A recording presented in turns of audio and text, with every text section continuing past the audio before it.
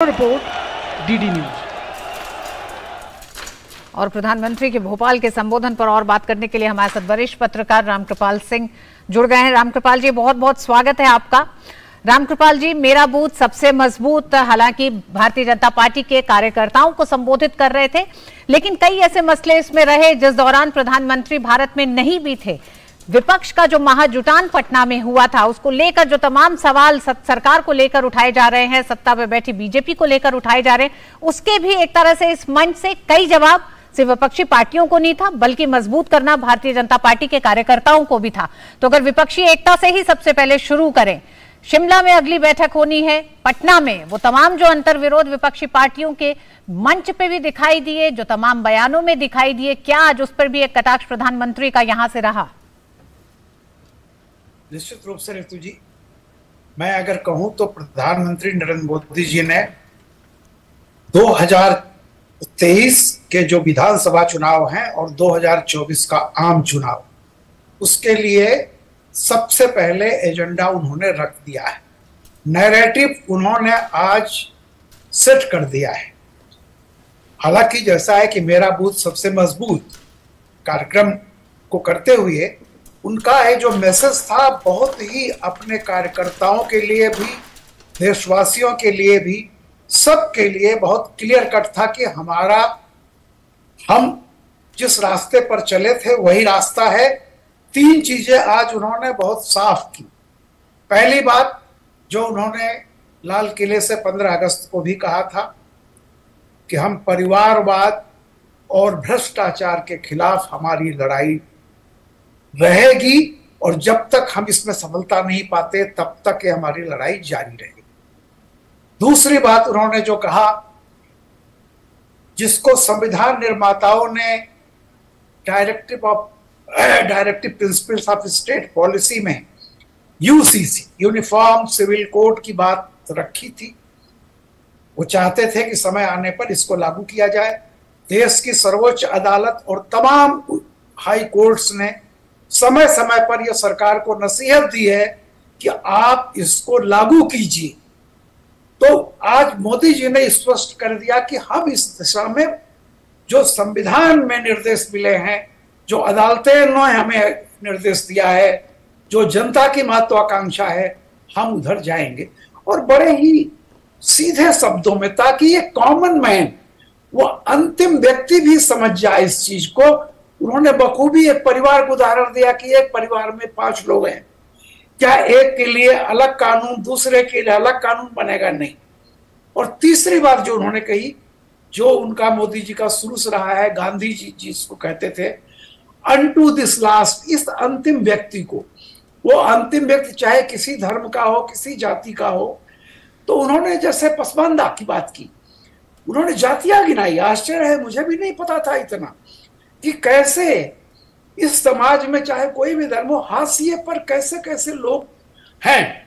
तो जो उनका था कि भाई इनके पास जाइए, इनसे देखिए कि वाकई हमारी जो कार्यक्रम है, नीतियां हैं, वो उनके दरवाजे तक पहुंची है कि नहीं, और अगर पहुंची हैं तो आप उनको बताइए ये सरकार किस तरह से गरीब व्यक्ति को, जो निचले पायदान पर हैं, जो मेहनत कश लोग हैं, जो श्रमजीवी हैं, उन तक हमारी योजनाएं पहुंचेंगी। अब तक पहुंची हैं। तो बहुत साफ उन्होंने 2024 का एजेंडा सेट कर दिया। और जिस तरह से उन्होंने एक एक चीज, एक बात जो उनकी कही, मैं दोहराऊंगा उसको जी, कैसे उन्होंने कहा। रामकृपाल जी, कुछ बातें जो बहुत साफ कही। उन्होंने गारंटी की तुलना कर दी। विपक्षी दलों की क्या गारंटी है घोटाले और भ्रष्टाचारों की एक साथ आने की, तो दूसरी तरफ उन्होंने सरकार की गारंटी का जिक्र करा और कहा कि सरकार की गारंटी है कि सभी घोटालेबाजों को उनकी सजा दी जाएगी। 24 से पहले विपक्षी एकता के केंद्र में क्या ये डर है जिसका जिक्र प्रधानमंत्री ने किया? निश्चित रूप से देखिए ना, आप ये सोचिए कि एक तरफ बीजेपी एजेंडा सेट कर रही है, दूसरी तरफ जनता ऑलरेडी डिसाइड कर चुकी है, लेकिन अपोजिशन पार्टीज डिसाइड नहीं कर पा रही हैं। एक एकता के लिए जैसे बैठक हुई, नतीजा क्या हुआ कि एक झगड़ा हुआ और उसमें से 2 पार्टियां करीब करीब हाशिए पर चली गई हैं। और संकेत यही है, जिस तरह से टीएमसी और कांग्रेस में झगड़ा हो रहा है, जिस तरह केजरीवाल जी एक तरह से मतलब वो कॉन्फ्रेंस या पीसी से पहले ही निकल आए, और उसके बाद में जो जो बातें हो रही हैं। जी हाँ, शिमला की बैठक में ये देखना दिलचस्प होगा कि विपक्षी पार्टियां सब एक साथ एक मंच पे होती हैं तो क्या सुर भी एक ही जैसे होते हैं। लेकिन कुछ और मसले जो रामकृपाल जी प्रधानमंत्री नरेंद्र मोदी ने आज उठाए, जिसको कि ये माना जा रहा है समान नागरिक संहिता पर बहुत साफ एक तरह से नरेंद्र मोदी ने आज अपनी बातों को रखा, जिसका संकेत है कि सरकार साफ है इस पे, देश में 2 कानून नहीं चल सकते हैं। तो क्या ये तय माना जाए 24 से पहले इस पे कुछ बड़ा होने जा रहा है? निश्चित रूप से। देखिए, मैं ये कह रहा हूं कि बीजेपी के जो मैनिफेस्टो में 3 चीजें थी, बीजेपी ने सबसे कठिन सवालों को सबसे पहले हल किया, चाहे वो 370 हो, चाहे मंदिर का सवाल हो, क्योंकि इसमें कहीं से कोई डायरेक्टिव नहीं था। लेकिन जो यूसीसी है, इस पर तो संविधान निर्माताओं ने सरकार पर दायित्व डाला है कि आपको ये करना है, और इस देश की अदालत ने भी, तो जिसके बारे में संविधान और सर्वोच्च अदालत दोनों ने निर्देश दे चुके हों, मैं समझता हूं कि उस पर जल्दी से जल्दी होगा।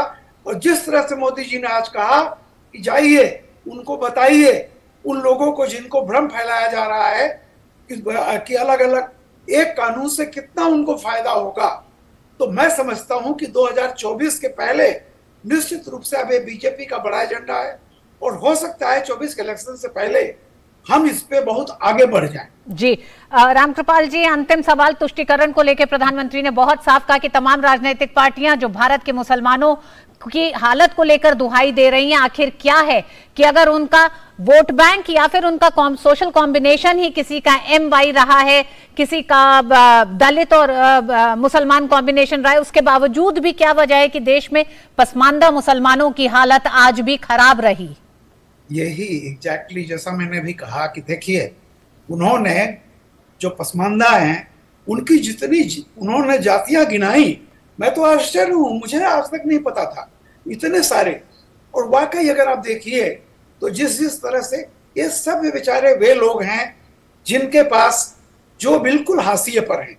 और मैं बताऊं, ये जो योजना आई है जो 2019 के बाद फ्री राशन की आई, या गरीबों के लिए मकान, मैं बताऊं इसमें सबसे ज्यादा वे लोग फायदे में आए हैं, उन लोगों को मदद पहुंची है जिनके पास मकान नहीं था।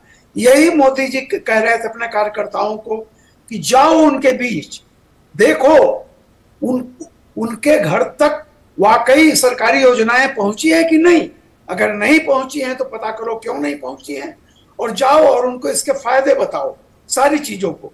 तो ये जो मोदी का जो ये कहना है कि तुष्टीकरण किसी के लिए नहीं, वो शुरू से रहा उनका कि जो भी योजनाएं हैं वो बिना किसी जाति, धर्म, लिंग भेद, जिसके पास भी जो उस दायरे में आता है, चाहे आयुष्मान भारत हो, मकान हो, गैस का सिलेंडर हो, छत हो, पानी हो, घर नल से जल हो, इन चीजों में वे सब गरीबों के घर पहुंच रही हैं। जहां नहीं पहुंची हैं वहां पहुंचेंगी।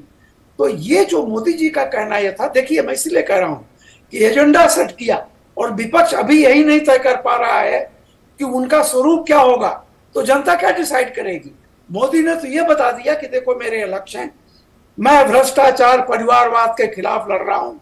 अगर आपको अपने बच्चे के लिए चाहिए तो नेताओं के बच्चे के लिए वोट मत दीजिए। जी रामकृपाल जी, 2014 में भ्रष्टाचार के खिलाफ भारतीय जनता पार्टी का सबसे बड़ा नारा यही था और प्रधानमंत्री नरेंद्र मोदी ने भी यही नारा दिया 2014 में, 2019 में भी सबका साथ सबका विकास का नारा था। तो क्या ये माना जाए आज जिस तरह से प्रधानमंत्री ने भोपाल के इस मंच से समान नागरिक संहिता के लिए आवाज बुलंद की है और साफ किया है कि सरकार क्या कह रही है, देश के विकास के लिए इस कानून का लाना जरूरी है क्योंकि देश में 2 कानून नहीं चल सकते, तो एजेंडा 2024 का यूसीसी है। बिल्कुल निश्चित रूप से। देखिए मैंने कहा ना कि यूसीसी भी है और एक जो बार बार कह रहे हैं कि परिवारवाद और करप्शन के खिलाफ उनकी लड़ाई चलती रहेगी। जो लोग कितना भी भाग लें, कितना भी इकट्ठा हो जाए, मोदी जी ने कहा है कि मैं छोड़ूंगा नहीं। देखिए जिन्होंने भी जनता के पैसे का दुरुपयोग किया है, जिन्होंने जनता के पैसे का अपने परिवार में लगाया है, उनको जवाबदेह बनना ही पड़ेगा, उनको जवाब देना पड़ेगा। मोदी जी जीरो वो टॉलरेंस है जी। रामकृपाल जी अंतिम में बहुत संक्षेप में, क्या प्रधानमंत्री के आज के संबोधन का असर 12 तारीख को दिखाई देगा विपक्षी दलों की जब शिमला में बैठक होगी? क्योंकि एजेंडा सेट आज प्रधानमंत्री नरेंद्र मोदी ने किया है, क्या इसका असर 12 तारीख को दिखेगा? ऋतु जी, आज मोदी जी ने जिस तरह से बात हुई, जिस तरह परिभाषित किया है चीजों को, वो सीधे सीधे 140 करोड़ जनता से बोल रहे थे। वो कह रहे थे कि तय कर लो, और इतना फैक्चुअल उन्होंने बात कही कि जो बिल्कुल सामने दिख रहा है कि जिन जिन लोगों पर मुकदमा चल रहा है, कुछ लोग सजा काट के आए हैं, उन्होंने बहुत साफ शब्दों में कहा कि आप अपने बच्चे के लिए वोट दे रहे हो या नेताओं के परिवार, नेताओं के बच्चों के भविष्य के लिए वोट दे रहे हो, तय करना है। तो आज वो 140 करोड़ से बतिया रहे थे, जिसमें वो विपक्ष के लोग भी शामिल हैं। जी हाँ, बिल्कुल। विपक्षी एकता या विपक्षी दलों की महाजुटान का एक तरह से जवाब भी कहें, और 2024 के लोकसभा चुनाव और 2023 में तमाम विधानसभा चुनाव से पहले आज प्रधानमंत्री नरेंद्र मोदी ने भोपाल से इस एजेंडे को जरूर सेट किया है कि एक तरफ विपक्षी एकता का जुटान दिखाई दे रहा है, तो दूसरी तरफ प्रधानमंत्री नरेंद्र मोदी के साथ 140 करोड़ जनता का साथ, और आने वाले समय में यूसीसी जैसे मसले को लेकर सरकार का स्पष्ट रुख आज उन्होंने साफ कर दिया। बहुत बहुत धन्यवाद रामकृपाल जी इस पूरी चर्चा के लिए। न्यूज नाइट में वक्त एक छोटे से ब्रेक।